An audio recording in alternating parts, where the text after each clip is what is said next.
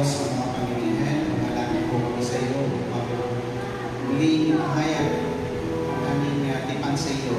Sa araw na ito, sasabahin ka namin sa pamagitan mo ng aming pagkatao.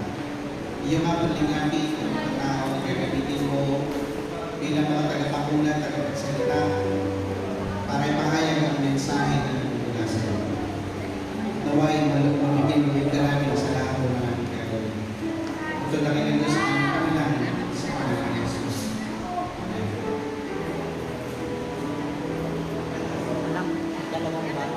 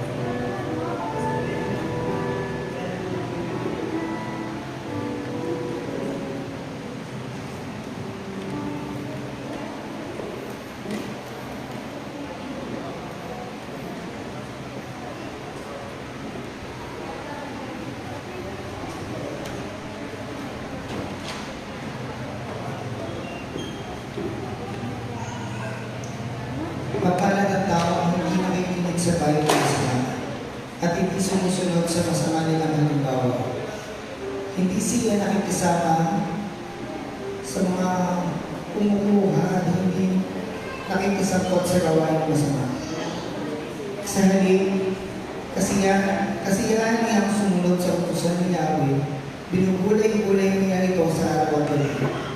Katulad niya ay punong kahoy sa gabi ng kapisan, laging sariwa ng dahon na namumunga sa takdang panahon. Ano man ang kanilang gawin, sila'y nagkatagumpay. Awit ang pagpupuri at pagsabawi ni ating love divine o love excellence.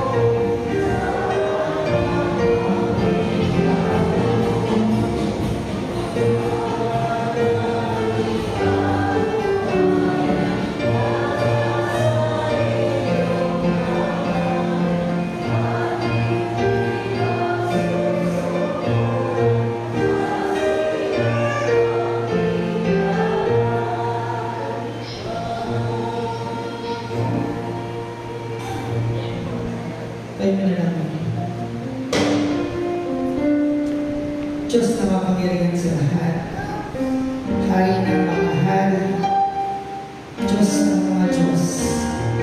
Kami po ay nagpupuri at nagpapasalamat sa kalakasan na ibigay mo sa bawat isa.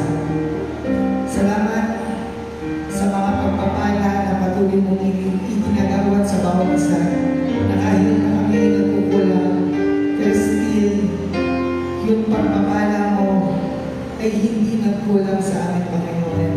Salamat sa iyong pagmamahal na ibinigay sa amin. Buong buhay ang iyong binigay para pa sa amin kahit hindi kami karapat-dapat. Kaya, Panginoon, sa umatang ito, basagin mo yung aming mga puso na nawa ikaw lang yung itinitibok nito at ikaw lang yung manitaas sa bahay ng Lord God. Nawa, turuan mo kami, Panginoon, na magpakumbaba. Turuan mo kami, Panginoon, na pagpatama sa tuwing kami nagkakamali. Sa iyo po namin ito nagkakatiwala ang lahat. Panguna ka, Panginoon, sa umaga ito sa tanging pangalan ng Jesus.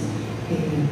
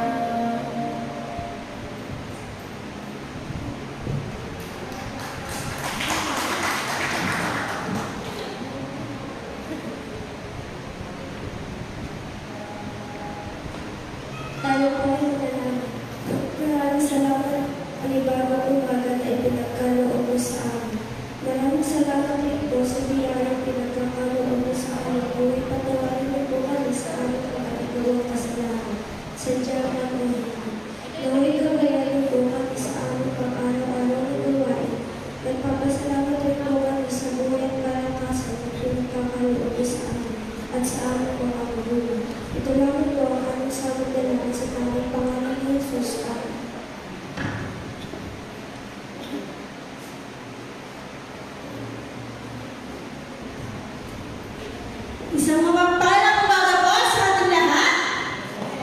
Good morning, mga po tayo tumayo para sa aming pagpapatuloy ng pagpupuri at pasasalamat sa ating Panginoon sa umagang ito. Sa linggo pong ito, ating pong sinicelebrate ang linggo ng ating kabataang may sapat na gulang. Ang ating pong mga maya, ano po, bagamat kung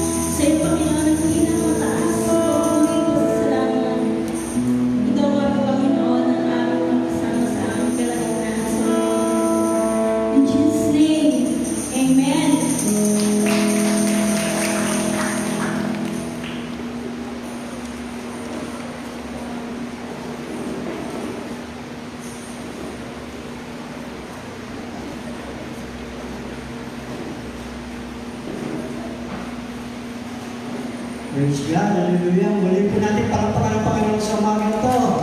Dahil sa kanyang kabutihan. Palakpakan natin ng praise and worship, isang tunay na nag-aalay, makalang awitin. God is good. And all the time. Parang malata ah. Ulitin niya natin. God is good. And all the time. Yan, buhay na po kayo. Yan na po yung alay ng ating pagsamba. Yan. Para po sa ating mga pagbati at payag, unang po sa lahat, magpapasalamat kami doon sa our donors, si kapatid na Betty de Rosso, kapatid na Romy Carmine. Napakaganda ng bulaklak natin po, no? Yan ang presentation, simbolo ng creation ni God, no? Mga bulaklak na yan. Salamat po sa mga our donors. Para po sa birthday celebrators sa buwan ng February 10 po, si kapatid na Alexis Santos, Ramon Agas, Ruth Jimenez. February 11 po, Edwin Santos, Vino Pudoy, Jermaine Carlos Palomares, at Marvin Moreno. February 12 po, si kapatid na Melissa Trilla. Ayan, February 14, si Reverend Ronel Roque, araw ng puso ng birthday ni Reverend Ronel. February 15, kapatid ni Elizabeth Enoroso. February 16, kapatid niya Norberto Coronel, Kuya Bing. Ayan, happy birthday po. Happy 70th birthday po. Yung may kahapon po, pwede po ba lumapit sa harap para po kayo may panalangin namin?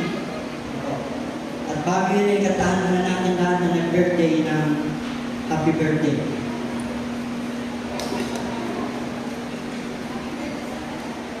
Happy birthday to you. Happy birthday to you. Happy birthday, happy birthday to you. Maligayang pati sa iyong kapsinan.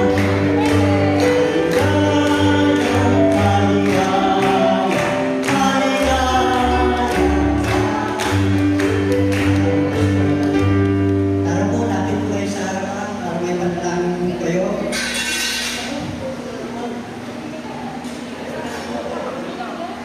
Sige po, i-extend na lang natin yung mga kamay natin. Muli ang Diyos, kami po ay patuloy na lumalapit sa ito ng presensya. Patuloy ka naman magpupuri, lumalapit sinasama sa Espiritu ng Katotohanan. So umaga ito, nagagalak aming puso dahil kami po ay mayroong pagkakataon ng pagsabay ka. Sa sandali ito, yung mga kapatid po namin ay pinapasalamatan namin ang kanilang kaarawan. Thank you Lord sa isang tampay pinagdalo sa kanilang buhay. Naway patuloy silang maging matagumpay. Pagkaroon mo po yung mga pangarap ng kanilang puso, yung mga desire ng kanilang puso, yung pagkaroon mo po. Patuloy silang pagkaroon ng mabuting kalusugan, mahabang buhay, at patuloy silang maging matagumpay sa mga nanisin nila sa Diyos. Muli, Panginoon, maraming salamat po. Ito po ang aming panalangin sa matamis na pangalan ni Jesus. Amen.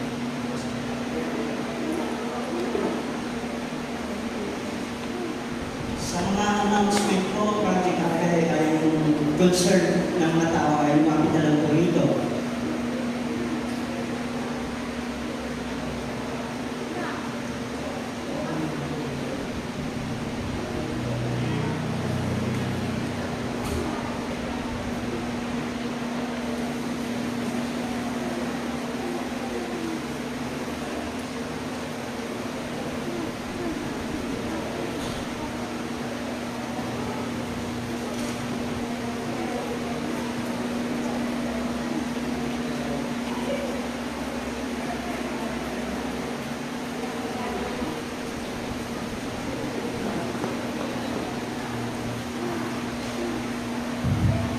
Ito habang hinihintay natin yung iba pang mga pangaya. Sa darating po na February 22 ay mag-utos po ang isang tahanan ng isang gawain pang-distrito ng mga kababaihan. At ito po ay isang pag-aaral tungkol sa ano ang kalagayan ng ating simbahan ngayon. Ano po ba yung patutunguhan ng ating simbahan sa ngayon. So kaya po lahat po ng kamaihan ay inagayahan po kayo kahit po ang post at tayo rin po ay magpapakain. Tama po, ano? Pangalawa po ay humihiling ako ng isang pagpupulong sa darating na linggo, February 23, sapagkat ngayon po ay panahon na ng mga conferences. So pag-usapan po natin yung ating pong gagawing report sa church conference. Kaya po lahat po ng officers ng ating pong iglesia ay inangayahan. Sapagkat ngayon po ay panahon na ng mga annual conferences, ay malaki po ang pangangailangan ngayon sa akin ng obispo. Ako po'y magbiyahe sa Miyerkules, papuntang Ilocos, then Cavite, tapos babalik ako dito. Then sa susunod na linggo naman ay sa Timonan, Quezon, and then babalik ako ng Nueva Ecija, and then pagkatapos ay Pampanga. Hindi ko sasabihin na ang kahuli-hulihan po ay Mindoro at saka Palawan. Pero wala po walang puro meeting. So kaya po, isama niyo po ako sa panalangin. Sapagkat kung minsan dahil nagkakaedad na po tayo, medyo humihina na rin po ang resistensya. So kailangan po ng panalangin. Ito din po pala, ating po pinapahatid sa pamilya ng Carpio. Ating po pangilan natin sa kapatid ni Kuya Ben, si Jacinto Carpio. Siya ay nakaburol sa dito po sa Lobos.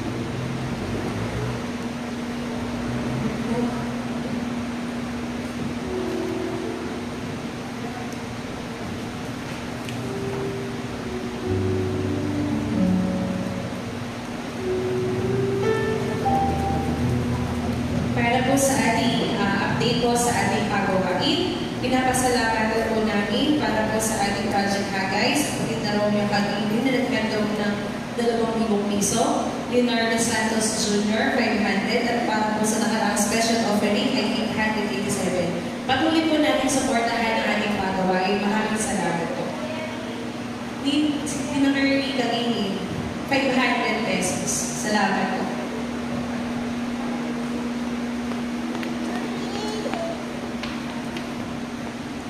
Ngayon po kayo po ay nasa tanging paghahandog ng para po sa UMYA.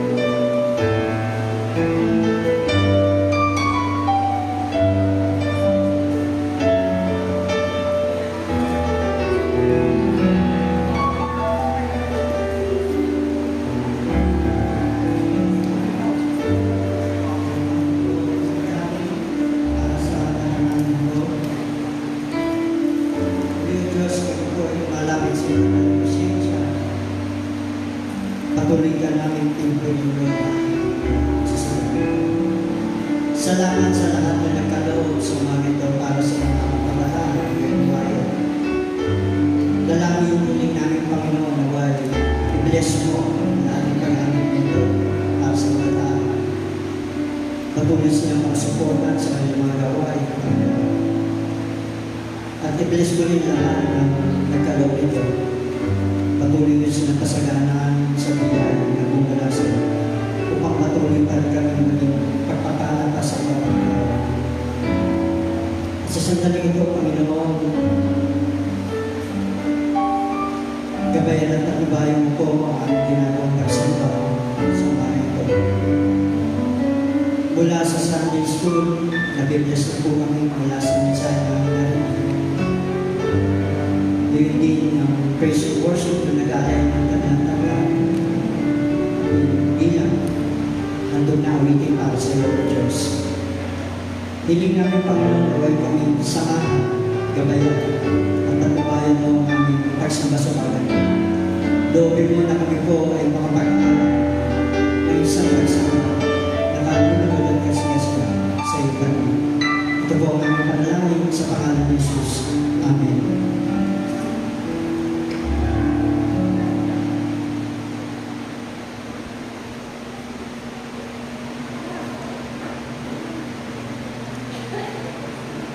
Ngayon, kung pangalan namin si Kristo ay muling mabuhay, bakit sinasabi ng ilan sa inyo na hindi bubuhayin muli ang mamatay?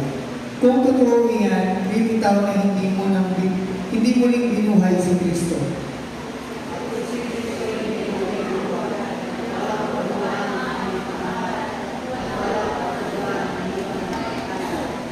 Kung ganoon, bibitaw na kami mga sinungaling na saksi ng Diyos dahil sa pinatotohanan namin na muling binuhay ang Diyos si Kristo. Ngunit hindi naman pala, kung talagang walang muling pagkabuhay ang mga patay.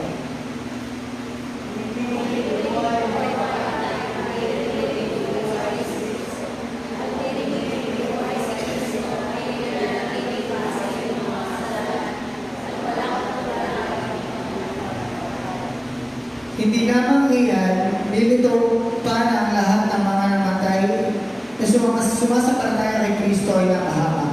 Kung ang pag-asa natin kay Kristo ay para lamang sa buhay na ito, tayo na ang pinakawawa sa lahat ng tao.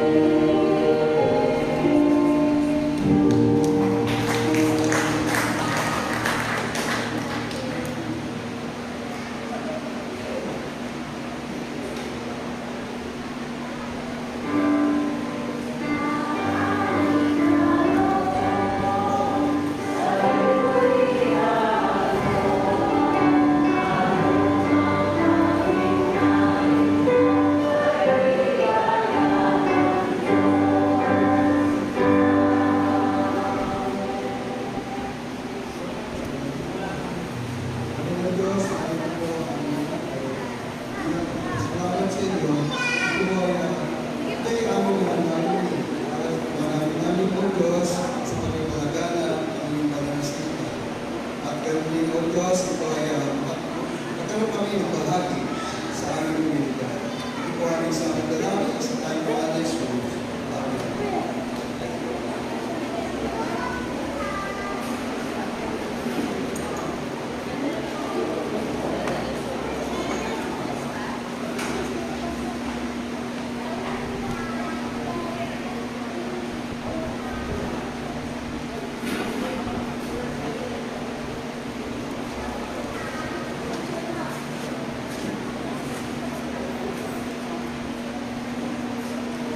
Amen.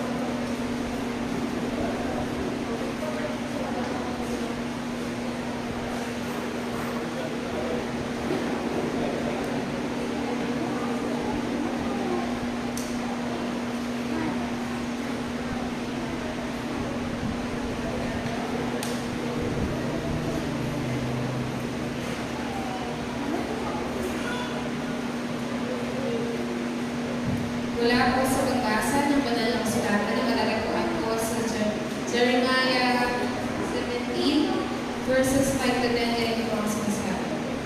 Ganito ang sabi ng Panginoon, sumpain ng tao na nagtitiwala sa tao at ginagawang kalakasan ang laman, at ang puso ay lumalayo sa Panginoon. Sapagkat siya ay magiging gaya ng pugon sa ila at hindi makakita ng anumang mabuting darating. Siya'y maninirahan sa mga tuyong dahon ng ila, sa lupang maalat at hindi inatahan. Mapalad ang taong nagtitiwala sa Panginoon at ang pag-asa ng Panginoon, sapagkat siya'y magiging katulad ng punong kahoy na itinanim sa tabi ng tubig at gumagapang ang mga ugat sa tabi ng paras. Ay hindi natatakot kapag dumating ang init, sapagkat ang mga dahon nito ay mananatiling sariwa. At hindi mababagsa ang taon na magkatuyo, sapagkat hindi ito'y tumitigil sa mamumukha. Ang puso ay mandalaya kaysa sa bagay, at mukhang napakasama, sinong nakakaunawa nito? Akong Panginoon ay sumisiyasat ng pag-ibig at sumusubok ng puso upang ibigay ang lahat ng ayon sa kanilang mga nagdahan ayon sa bunga ng kanyang gawa.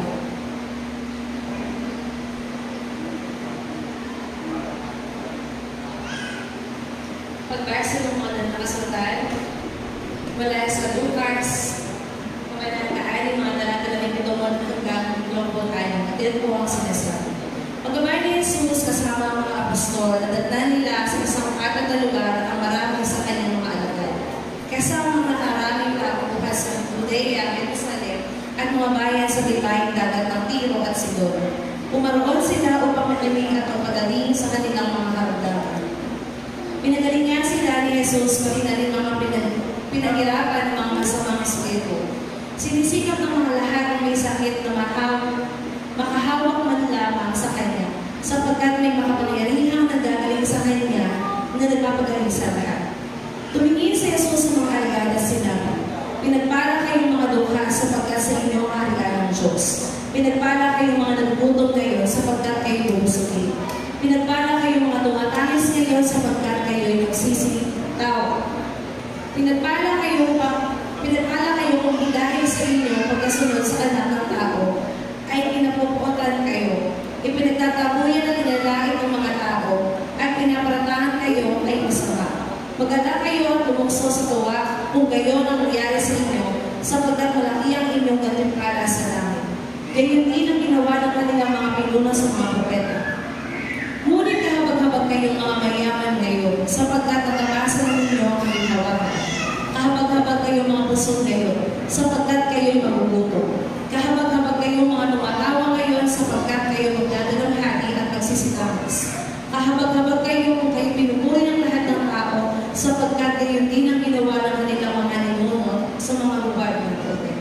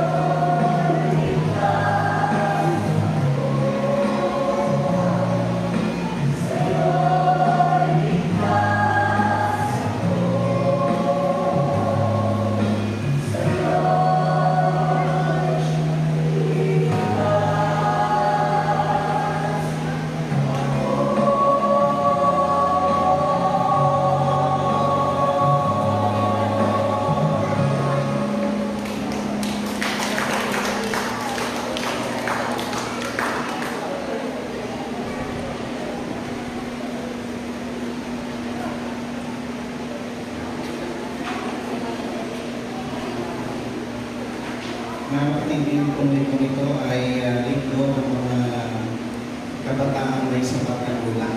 Ito ang tawag sa mga mamayan. May sapat. At ito po ay national. Ibig sabihin ng buong Pilipinas. Ngayon, nag-special offering tayo kanina. 25% po ang offering o pupunta sa church na maya. 25% sa district, 25% sa annual conference, at 25% sa national. So kaya po yung offering natin kanina. At ang mandato din po ay ang magsasalita ay isang maya. Maya.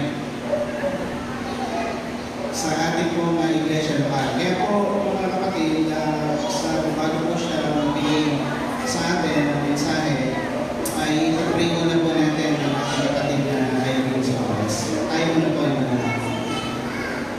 Pagpapala namin Diyos na Panginoon, inilalapit po namin ang aming sarili sa iyo upang maging parapat-dapat sa iyong sarili. Gayun din ang gagamitin mo ng mensahera ngayong araw na ito. Puspusin mo po ang kanyang malalim. Ang mga salita mo yung bumaling sa amin. Maging ang iyong espiritu na mangungusap sa aming mga espiritu upang maunawa namin kung ano ang iyong kalooban at may sa katuparan namin ito. I-bless mo po ang kanyang buong katauhan at ang iyong mga salita ang mangusap sa amin. Ito dakilang Diyos ang aming panalangin sa pangalan ni Jesus. Amen. Salamat po sa panalangin iyon. Nagiging po sa atin ng inspirasyon para magpatuloy. Bagamat may konting kaba pa rin po, sabi tayo nagsasalita sa inyo ng mga. Parang di na po yata ako mayab. Ilang taon po ba ang over ng mayab sa edad ngayon? 25 to 40. 46 na po ako. Wala na po ako sa sapat na gulang. Sobra na po ako sa gulang. Pero ganun pa po siguro ang isang katangian ng mayab, ididikit ang definition sa kanila yung salitang abala. Busy po ang lahat ng mayab. Pero may pangako naman po ako sa ating Diyos na sa tuwing kailangan niya ako bilang tagapaglingkod niya sa kapanaanay niya, ay handa po ako tumugon. So hindi lang po ang mayab ang busy sa kapanahon na ngayon. Lahat tayo po ay naging abala at naging abala sa ating buhay. Kamusta na po ang pagdiriwang na inyong Valentine's Day? Napagod po ba tayo? Kasi po kanina naman po ako dito, parang mabigat ang pakiramdam. Parang may nakadagan. Siguro marami po ay sa pagod ng bawat sa atin. Marami po tayong pinangarap nitong linggo na ito. May mga nagkasakit, merong mga naging busy sa trabaho, at ang inyong lingkod po ay dumaan sa napaka-busy schedule. Gawa na rin po siguro na nag-aagap pa kami dun sa bago namin tinitirahan. Marami pa pong dapat ayusin, makalat. Kaya yung pahinga na lang po na masasabi ko ay nanalaan pa rin sa paglilinis ng aming bahay. Ganun din po ay after po ng Valentine's, nag-don't watch po kami. Iba po ang Valentine's Friday. Naging po ako ng gising ng Saturday. Baka po iniisip ng mga ka-don't watch ko, ay napuyat ako sa pagsa-celebrate ng Valentine's. Nagising po ako 5:15, kaya sabi ko na po late na. Marami po kasi nung gabi ng Biyernes po ay tinapos ko po yung pagawa ng exam ko. Gumawa po ako ng test paper para po pag gumawa po ako ng sermon, actually hindi naman po, gawa na po yung sermon, kaya lang English po, kailangan i-translate po sa Tagalog, medyo may kahirapan. So tinapos ko po ang obligasyon ko po sa school at tinapos ko po yung test paper at sa awa po ng ating Diyos ay natapos ko po yun na merong 8 subject po, napakahirap. Science and Filipino po. At ngayon po ay nagbibigay tayo ng panahon para sa ating paglilingkod sa ating Panginoon. Gaano man tayo mabisi, sabi nga ni ating sa praise and worship, huwag mawala sa atin ang paglilingkod sa ating Panginoon. Lalo na ngayong Mayab Sunday, nationwide po ito ay sineselebrate natin. So kanina hindi pa ako kabilang sa praise and worship na kasama po ako. Dahil po wala pa rin po yatang mayab na available na So, nasama po ako na hindi naman dapat. At ganun din po, sinasama rin po nila ako sa pag-awit sa koro at sa offertory. Binigyan ko na po sa kanila yung pagkakataon na maging part din po sila ng paglilingkod ngayong Mayang Sunday. Sa ating po pagbabata ng salita, meron po tayong team na Steadfast in Faith, Hope, and Love in Following Jesus' Steps. Matatagpuan po ang ating batayang teksto sa unang po dito, Kabanata 16, talatang 58, at ganito po ang sinasabi. Kaya nga mga kapatid, magpakatatag kayo at huwag matitinaw. Magpakasipag kayo sa gawain para sa Panginoon, yamang alam ninyo di nasasayang ang pagpapagal, ang pagpapagal at pagpapagal sa Kanya. Tayo po ay sandaling panalangin. Aming dakilang Diyos, kami po ay naglilingkod sa iyo sa oras na ito. Bilang tagapangingin, bilang tagasalita, Panginoon, ay mangusap ka po sa aming Panginoon. Manatili ang Santong Espiritu mo sa apat na sulok ng iglesia ito, Panginoon. Pasukin mo po ang aming mga puso at isipan, Panginoon. Hindi man dapat ang bawat sa amin, meron din ang inyong lingkod sa aming kamalangan ay patuloy kami lumalapit sa inyong kanal na presensya, Panginoon. Nagpapalakas sa mga salita mo na muli ay naharap kami sa kalibawang linggo ng aming buhay, Panginoon. Salamat po at kakatag po ito kami sa oras at araw na ito. Ito po nga yung panalangin sa pangalan ni Jesus. Amen. Ang pagsunod at tagasunod bilang mga Kristiyano sa ating Panginoon ay mahabang lakbayin sa ating buhay. Buhay na puno ng mga challenges o hamon na ating kinakaharap. At tayo po ay tinatawagan na manatiling nananampalataya sa Kanya. As Christian or young adult, nasabi nga po natin nasa edad na 25 up to 40 years old. So, wala na po ako sa edad ngayon. Kaya yung po mga mayon ngayon na dumaraan ngayon sa ganyang stage ng buhay na pagdaanan ko na po yan. Pag-graduate na po ata ako dyan kasi po anak ko ay malaki na.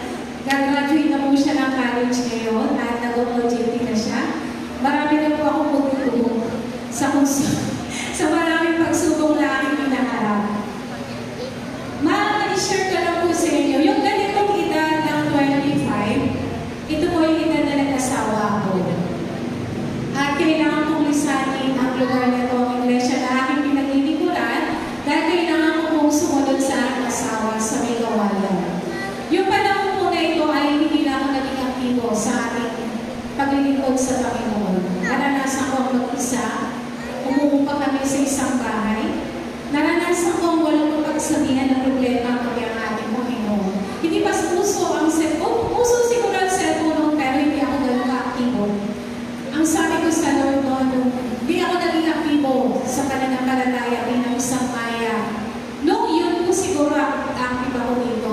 Pero nung ako'y mag-asawa na at bumubuo na ng pamilya, kailangan ko pong mag-concentrate sa dalawang estado ko. Ang sabi ko po sa Panginoon, nagpapaalam ko muna ako sa Kanya na hindi po muna ako makakatungkol sa diwa ng paglilingkod. Sabi ko sa Lord, antayin niyo po ako. Magbabaling po ako sa inyong paglilingkod.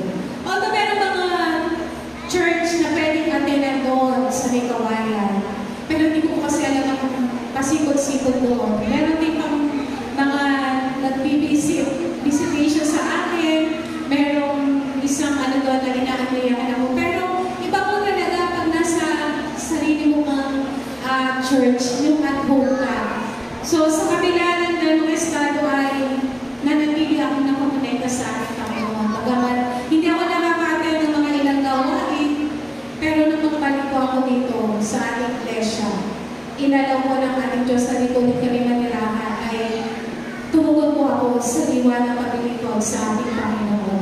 Kaya gaano man ang ating pinaharap, magpatuloy po tayo sa ating paglilingkod sa ating Panginoon. It's a time of significant challenge and growth with many young people starting their career, forming relationship, and pursuing higher education. Yan po ang pinakamalakang na ginagawa ng bayan ngayon. Professionally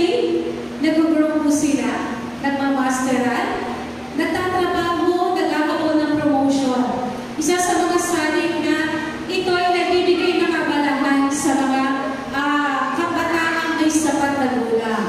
Isa pa rin ang nagsisimula ng isang bagong pamilya. Bumubukod ng tahanan, nag-establish ng bagong relationship para sa pamilyang binubuo nila. So yung pala ay nakakaagaw na ng panahon, mababawasan ang paglilingkod natin sa ating Panginoon. Bilang mga Maya, meron tayong mga responsibilities, malaking responsibilidad na manatili ang ating pananampalataya anuman ang kinakaharap ng mga circumstances sa ating buhay.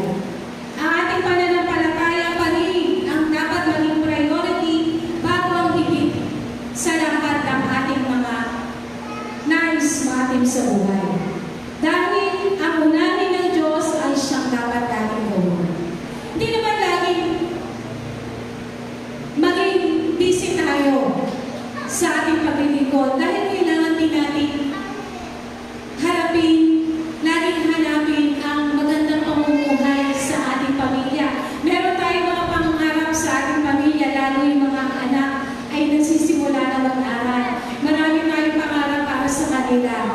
Na alam natin na inaalaw ng Diyos yun na mag-focus tayo sa ating pamilya.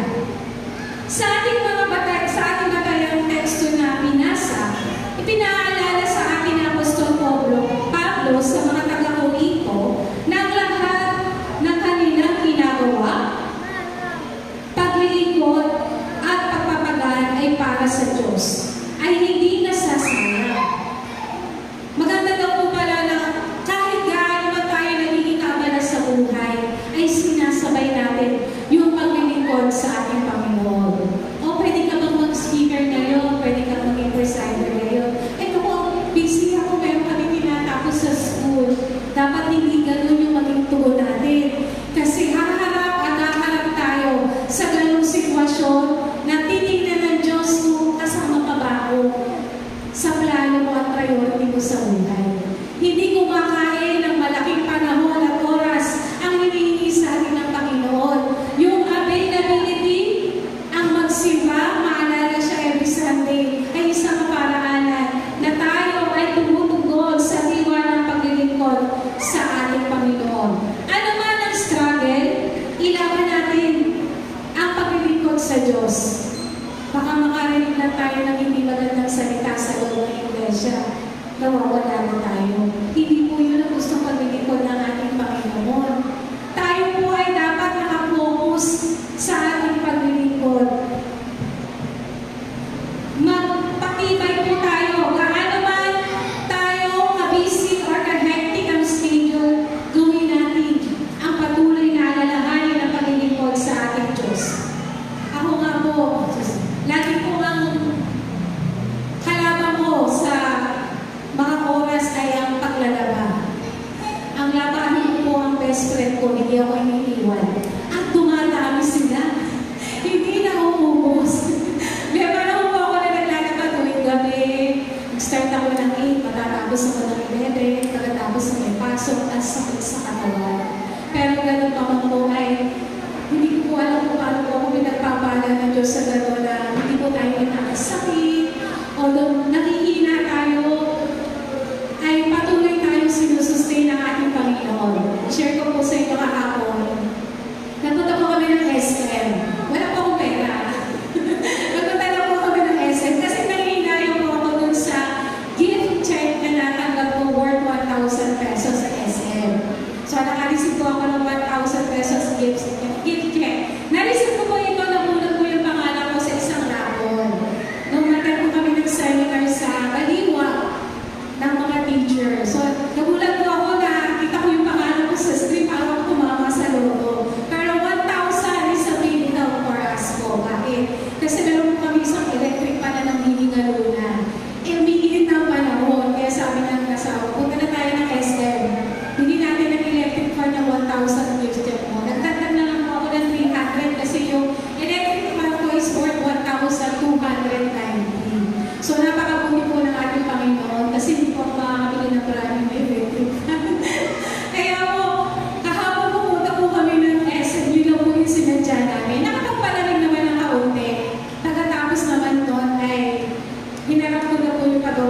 sermon. Pero kapag gumagawa po ako ng sermon, umaandar po ang aking migraine kasi nasugod po kami sa init. Kumikibot-kibot po yung ugat ko sa ulo. Kaya pilit ko po tinapos yung aking sermon. Natapos ko ako ng 7 o'clock. Humiga po ako sa saglit at nagpahinga. Nawala naman po. Kaya siguro po medyo masakit ang aking katawan. Sa kabila ng kapagulang iyon ay narinig po ako sa inyong harapan at naglilingkod sa ating Panginoon.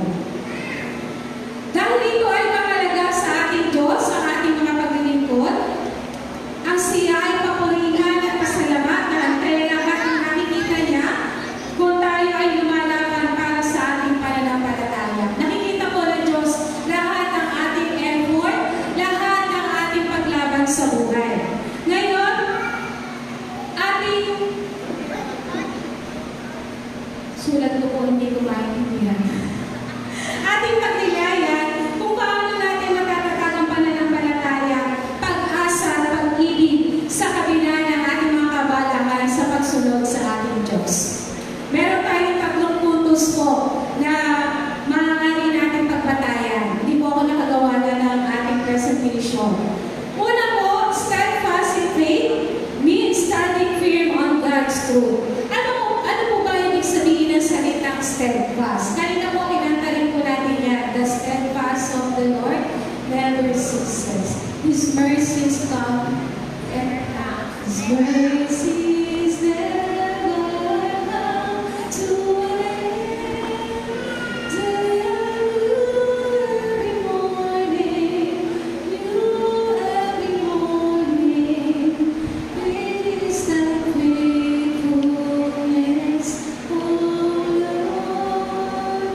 Great is thy faithfulness. So, ang steadfast po ay salita na ang ibig kong sabihin ay firmly fixed in place, immovable po, hindi natitinag. So, dapat daw po ang ating pananampalataya sa ating Diyos ay standing firm. Tayo ay nakatayo. Bagamat kung minsan ay napapagod tayo, pwede tayong maupo. Pero ang agad doon ay pagtalurin natin para harapin ang ating buhay.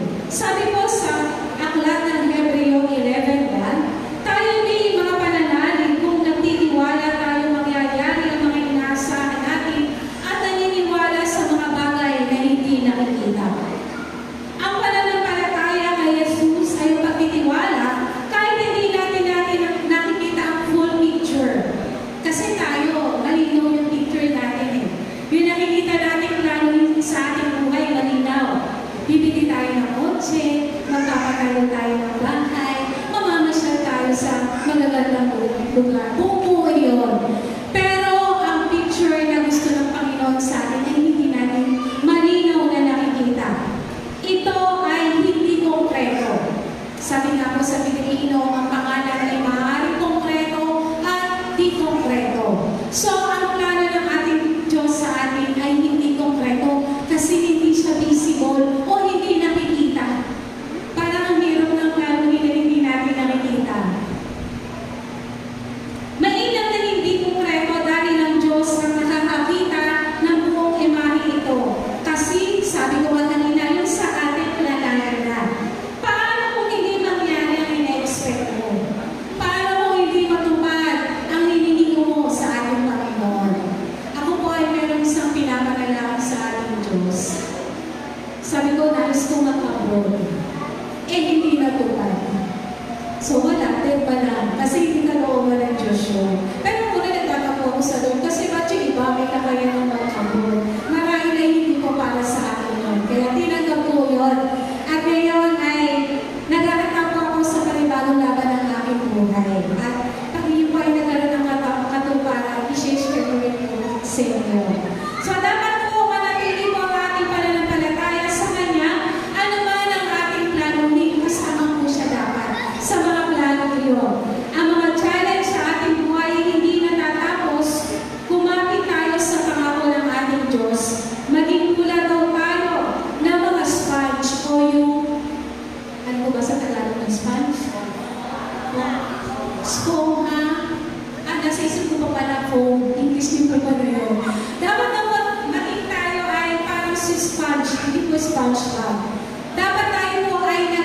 absorb. Ano po yung ina-absorb natin? Ito po yung mga salita ng ating Panginoon na nagpapalakas sa atin, magiging siksik tayo. Nagano man ang ating kaharapin, ay nananatili tayong nakatayo. Isang magandang halimbawa po dyan ng isang matibay na pananampalataya ay ang buhay ni Job. Nagano man yung pinangarap niya mga pagsubok sa buhay, ay nanatili po yung pananampalataya niya sa ating Panginoon. Nawalan siya ng ari-arian, nawala ang kanyang mga anak, nawala ang kanyang mga kasambahay, pero hindi man sumaki sa isip niya ang talikuran ang ating Panginoon. Sabi nga po sa kanta ng mga bata, I have decided to follow Jesus. No turning back, no turning back. Pag nagsimula tayo mangako ng paglilingkod sa ating Panginoon, huwag po siyang tagalikuran. Gaano man ang tagumpay na hinahanap ng mawas sa atin, huwag tayo makalimot. Sabi nga ni Ate Hani na devotion siya sa nung Friday, sa Friday naman po, sa Dawn Watch, may isang part po na talagang tumimo sa isip ko. Maging abalain po pala tayo sa ating Panginoon. Pagurin po natin siya. Sabi po niyan po, sabi po ng Diyos, naku, napakasikap ng manalangin ng anak ko na to, napapagod ako sa kanya. Natilig ko siya ng kapag sa akin, may panahon siya para magbasa ng Biblia. Hindi siya nabubusan ng kahit para manalangin sa akin. So, ganun din po tayo. Wag po natin kalimutan ang hindi nawawala ang atensyon ng ating Panginoon sa ating lahat. Strengthen our faith through our daily prayer, studying this scripture, and to be in fellowship with other believers. Ako po ay nawawala ng panahon sa fellowship kasi meron po akong isang core, yung aking lampara na hindi ko na po siya na-attendan every Friday. Kasi po gawa ang uwihan namin ay sabay sa mas nauna ang nakain ng lampara. Kaya ang nagiging fellowship ko na lang po ay ang aming Dawn Watch. Bagamat hindi kami nagkakasama physically, online lang yun, ay malaking tulong na narinig namin yung mga pananalian ng bawat isa, ang devotion, na kahit nagbubukas ka ng pinggan, nakapakikinig ka, narinig ka, nagbubukas ako ng kalan, tumatako ng mga aso, pero kasama po yun sa pang-araw-araw namin gawain tuwing umaga. Pagkatapos po naman ay, tsaka pala po kami maghahanda para sa aming mga buong araw na kapalaan. So, yun po yung sabi sa una, steadfast in faith means standing firm on God's truth. Manatili po tayo sa mga salita ng Panginoon at malaking tulong ito upang tayo ay manatiling nakatayo. Ikalawa po, steadfast in hope means we are anchored in Christ's triumph. Bahagi po tayo ng tagumpay at naka-anchor po tayo. When we say anchor po, ito po yung angkla. Pag sinabi natin ang angkla, ito ay mabigat. Dapat ang pananampalataya natin ay hindi nakulutang. Ito ay mabigat at hindi ito matatangay ng anumang bagyo na ating pinagdaraanan sa buhay. Sabi po sa Roma, Kabanata 15, Talata 13, ang Diyos na nagbibigay sa atin ng pag-asa ang magkakaloob nawa sa inyo ng kagalakan at kapayapaan sa pananalig upang sumagana kayo sa pag-asa sa pamagitan ng kapangyarihan ng Banal na Espiritu.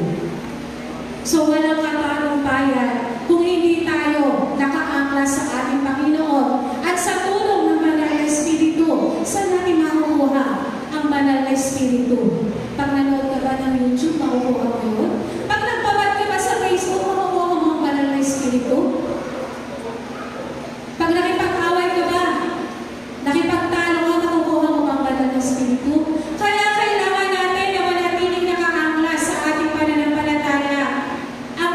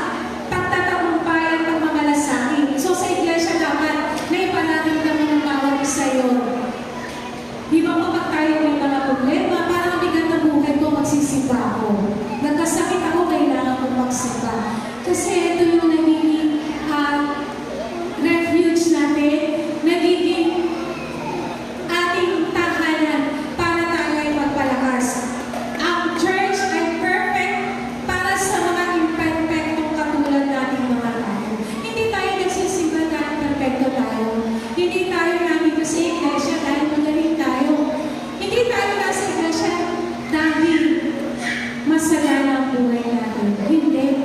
Ang iglesyang ito ay perpektong lugar para sa ating naghahanap ng perpektong buhay para sa ating Diyos. Sa oras ng kalungkutan o pag-isa, dapat maranasan ang isang pamilya ng ating kinabibilangan, the family of God. Pero sa isang pamilya, mararanasan din ang hindi pagkakaunawaan. Mararanasan din ang hindi pagkakaintindihan. Sa iglesyang ito may nag-aaway din. Sa pamilya natin gano'n din. Pero dapat hindi sa punong dumating na tayo maghiluwalay. Tayo pa rin mo ay isang pamilya na magtataguyod sa iglesyang ito. Ako po sa pinagkatagal ko na sa iglesyang ito, naging active po ako dito nung ako ay kabataan. Magtitito po ako noon nung naging active po ako dito, 18. Marami ng issue, marami ng mga salita, marami ng away. Pero kung hindi makatanong pananampalataya mo sa iglesia ito, maglalaho ka. Nilipat ka ng ibang iglesia. Choice natin yun. We have a choice. Pero ako mas pinili ko po ang dito maglingkod sa kabila ng mga iba't-ibang negatibong naririnig natin kasi hindi po ako naglilingkod sa tao. Ang Diyos po ang tinitingnan ko at ang Diyos ang pinaglilingkuran ko. Kaya gaano man ang kinakaharap ng iglesia ito, nakita mo nila yung paglilingkod mo, nasisiyahan ba sila o naiinis sa'yo? Dahil masyado ka ng katributan? Hindi. Ang ginagawa mo ay paglilingkod sa ating Panginoon. Tayo ay magpatuloy kung tayo ay nakikita ang pagkakamali, tayo ay nakikita ng pagkakamali, maging bukas ang isip natin sa pagkatama at sa pagkukorek ng ating mga kapatiran. Hindi dapat maging hadlang ang mga sitwasyon sa buhay upang manlamig ang pananampalataya at manlamig ang relasyon sa ating Panginoon. Kung minsan, akala mo dito ka lang sa church na lalamig. Pero, kumustahin mo ang ating relasyon sa ating Panginoon. Baka unti-unti ay nanlalamig na rin ito. Ating palakasin ang isa't isa na maging bahagi ng patotoo sa kabutihan ng ating Diyos at mag-focus sa mga gantimpalang ipagkakaloob ng Diyos sa atin. So, hindi man ma-acknowledge ng tao lahat ng ito, ang ating Panginoon ang nagbibigay ng karampatang gantimpala para sa ating pagpapagal at paglilingkod. Isang halimbawa nito ay ang ating Panginoong Jesus. Sa lahat na mga alagad nila ay nahihirapan din sumunod sa Kanya. Kung tayo po mga tao ay kahirapan din sa pagsunod sa ating Panginoon. Ganun din ang mga alagad niya. Kasi po, parang napaka-sobrang buti ng ating Panginoon. Napaka-banal po niya. Kaya parang hirap po sundan. Maging ang kanya mga alagad. Pag sinabing manalangin, iwanan ko kayo dyan. Anong ginagawa ng mga alagad? Nakakatulog sila. Pag sinabi ni Jesus na pakainin yung mga nagugutom. Yung mga tao na mga nagtitipon ay kanilang pinauuwi. Hindi pa po ba yung mga pinapakain yung mga tao ito na nakikinig sa salita ng ating Panginoon. Ang magpagaling na kung minsan ay nahihirapan din ang mga alagad na gawin ito. Dahil ang Panginoon lang talaga may kapangyarihan ng magpagaling. Pero sa tulong ng ating pagsunod at pananampalataya sa Panginoon at tayo kalulugdan ng Banal na Espiritu, kaya nating sumunod sa ating Panginoon. Following with love, sumunod na may pag-ibig sa ating Panginoon. Katulad ng mga anak natin, di ba po may mga inuutos tayo sa kanila at hindi nila sinusunod, nakakasama ng loob. Pag hindi nila tayo sinusunod. Ganun din ang ating Panginoon. Pag meron siyang pinapagawa sa atin at hindi natin ito nasusunod, ay nagtatampo rin siya sa atin. Kaya kung tayo ay pinagkakatiwalaan na maglingkod sa ating Panginoon, bigyan po natin ito ng pansin.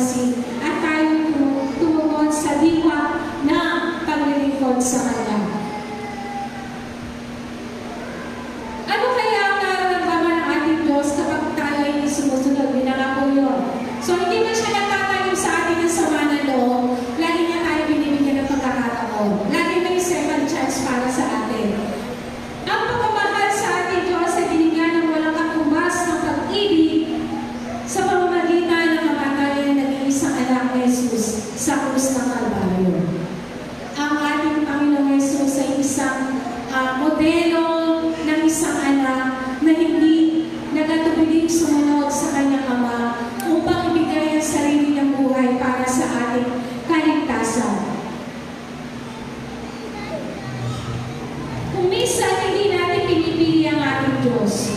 Ngunit lagi tayo pinipili ng ating Panginoon. Minamahal niya tayo kahit hindi natin maibalik ang pagmamahal na ito. At sa ikatlo po, steadfast in love means walking in Jesus' example. Ang pagsunod sa mga halimbawa at ginawa ng ating Panginoon nung siya ay narito sa lupa. Yun na po yung sinabi ko pala kanina. Ang mga ginawa ng ating Panginoon na maaaring sa atin ay mahirap natin gawin dahil walang makalihigit sa halimbawang ginawa ng ating Panginoon. Dahil hindi naman tayo ang ating Panginoon at talagang may kahirapan na magsunod sa Kanya. Pero sabi dito, sa John 13:34-35, isang bagong utos ang ibinibigay ko sa inyo. Mag-ibigan kayo kung paano iniibig ko kayo, gayon din naman mag-ibigan kayo. Kung tayo mag-iibigan na kinikilala ang lahat na kayo'y mga alagad ko. So isang susi ay ang pag-ibig upang tayo ay patuloy na makasunod sa ating Panginoon. So gano'n na po ba ang ating naging lakbayin sa pagsunod sa ating Panginoon? Sabi nga raw po, hindi masama huminto sa tuwing tayo ay nakakaranas ng mga bagay ng buhay. Huminto, pero dapat saglit lang daw po. Kasi pag napangawitan natin ang paghinto, parang hindi na magbalik sa ating pananampalataya. So, nagbago nga ng mga ilan sa buhay natin, sumabit tayo sa punto tayo ay nagiging mayat na. Maraming mga adjustment at pagbabago, pero dapat hindi nababago ang ating paglilingkod at pananampalataya sa ating Panginoon. Hindi ba na tayo tulad na maging aktibo, gaya na tayo mga kabataan, na nakapagtatamboy ka pa, nakapagsasayaw ka pa, pero marami pa rin ministry ang dapat naman ibigay natin sa ating iglesia ito. Maaari tayo magtulong, maraming mga guro dito. Maaari magbigay ng panahon para sa iba pang paglilingkod ay binibigay sa atin. Magbigay ng mensahe, tumayo dito, mag-present tayo, maglingkod tayo. At isa sa bahagi ng mga mayap ang sa pangangailangan pinansyal ay tumutulong sila sa iglesia. Kasi sila yung merong magandang hanap buhay, maganda ang pinahanap na buhay. Kaya yung mga mayap dito na patuloy na nagtatapat sa ating Panginoon, nagbibigay ng tulong sa ating iglesia, naging parte ng pagpapagawa ng iglesia ito sa malaking bahagi ng kanilang ginagampanan ay pagpapalain kayo ng ating Panginoon. Bagaman sasabihin natin ay hindi kaya ng oras ninyo ang maglingkod sa Panginoon. Sapat na ang tuwing linggo ay narito ang mga mayap na ito, pinagkakasya ang mga oras nila dahil mahirap ang maging mga manulang. Maasikasuhin mo yung maliliit mong anak bago kayo makapunta sa iglesia, late na kahit pinta na pupunta pa rin tayo dito po. Kaya ano man ang paglilingkod na may offer natin bilang mga mayap sa iglesia ito, ito ay mga magbibigay ng pagpupuri sa ating Panginoon. Nagkakaroon man ng limitasyon sa ating oras, sa ating mga talento, ito po ay lubos na unawaan ng ating Panginoon. Huwag lamang po tayong tuluyang makalimot sa Kanya, ang steadfast na paglilingkod, pag-asa, pag-ibig ay ang hinihingi ng ating Panginoon para sa ating mga mga. Muli po sa Diyos ang papuri sa buhay ng mga mayang na ito. Purihin po ang ating Panginoon.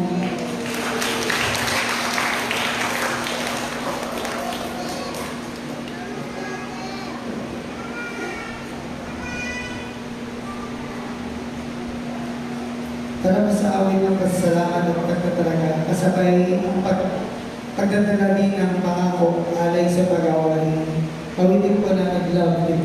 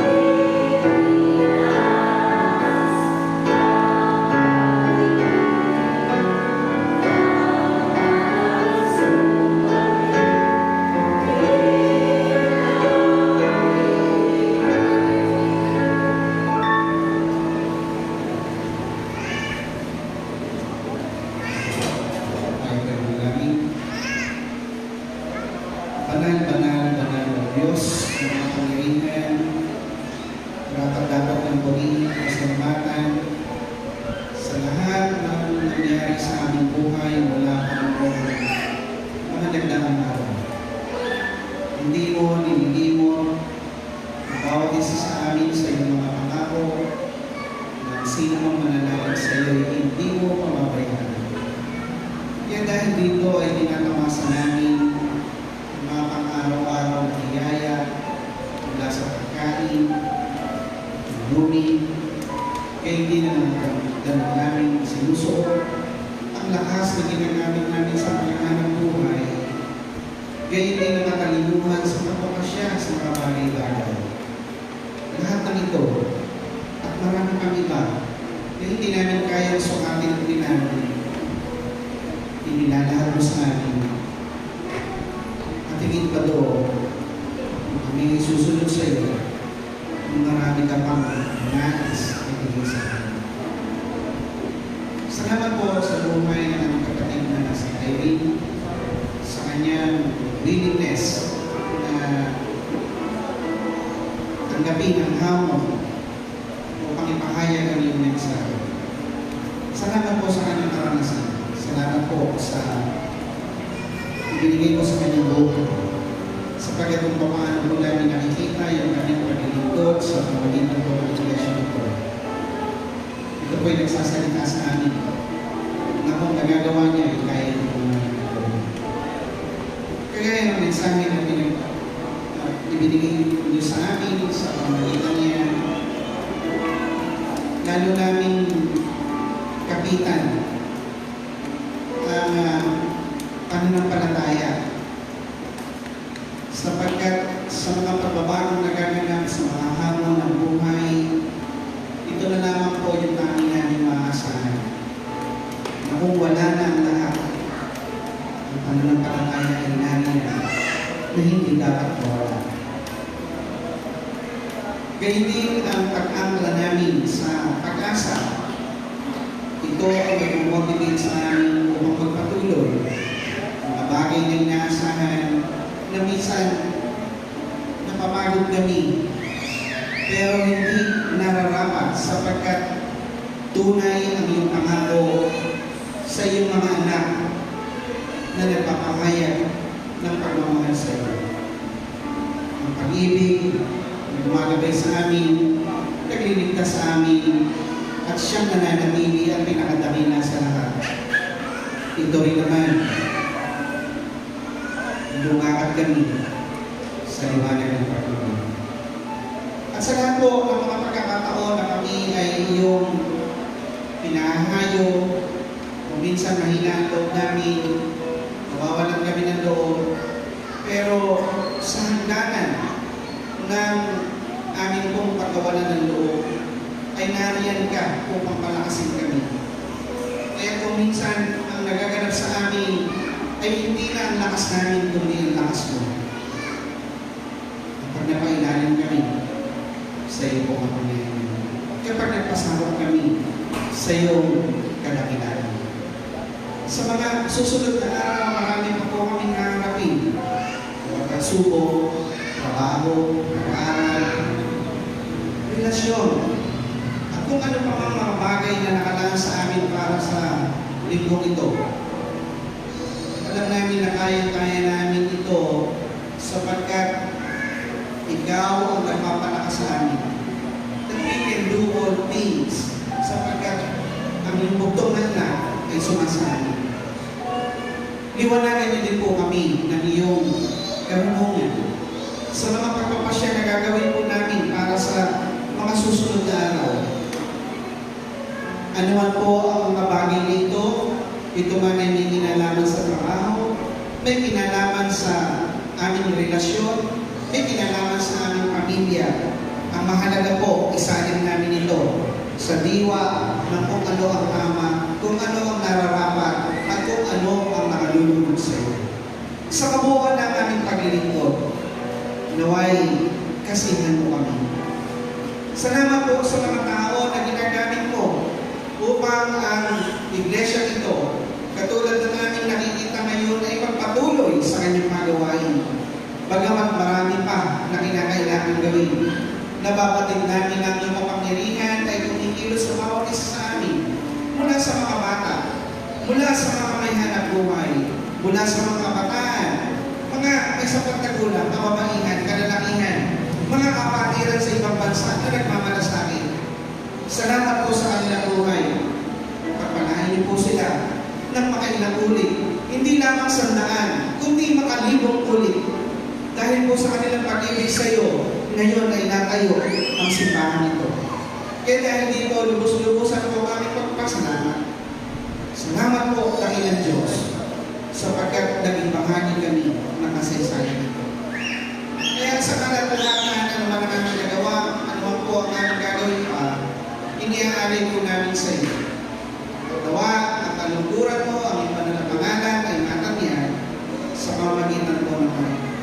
Lahat ng ito, nilalapit namin at dinadalangin sa pangalan ni Jesus, naming Panginoon at dakilang Tagapagligtas. Amen.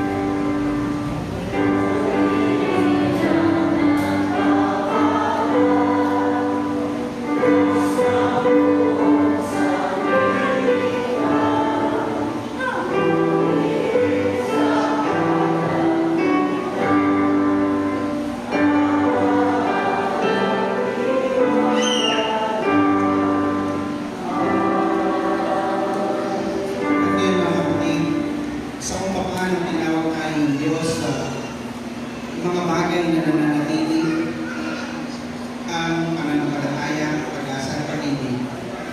Nawa ang mga bagay nito sa pamamagitan ng iyong bugtong anak at ng banal na Espiritu sa ilalim ng iyong pagkasal. Matanggap namin ito at gamitin upang ipahayag ang iyong mabuting balita at sa pagpapahayag ng mabuting balita ang iyong mga pagpapala na hindi namin matingkala ng aming mga pag-iisip. Ang maranasan ng bawat isa sa amin upang mapapurihan ka namin ngayon at magpakailan-kailan pa kami. Amen.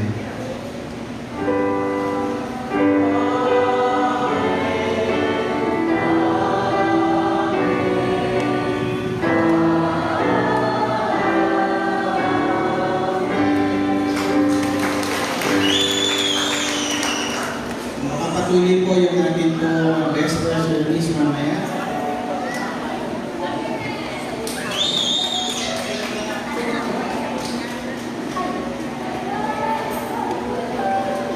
Sa lahat po ng input po sa praise and worship, pwede po po mag-iwan sa akin. Pwede po. Sa lahat po ng input po sa praise and worship, mag-iwan